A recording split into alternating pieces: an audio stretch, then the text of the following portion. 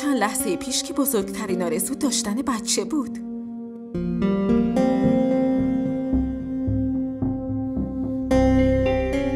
اینجور یهویی؟ نمیدونم.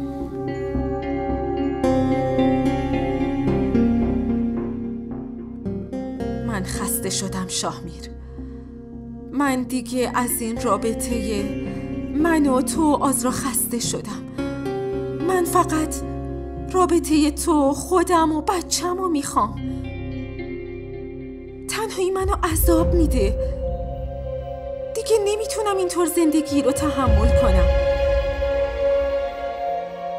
من نمیخوام بقیه عمرم رو باهات پنهانی بگذرونم.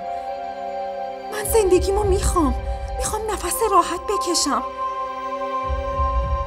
تو که گفتی تا وقتی من بخوام میتونیم ازدواجمون رو پنهان کنیم. جلوی تقدیر رو کسی نمیتونه بگیره. دیگه باید آشکار بشه. شاید خدا دلش واسم سوخته به خاطر تنهایی و واقعیت عشقم. کاش واسه منم باشه.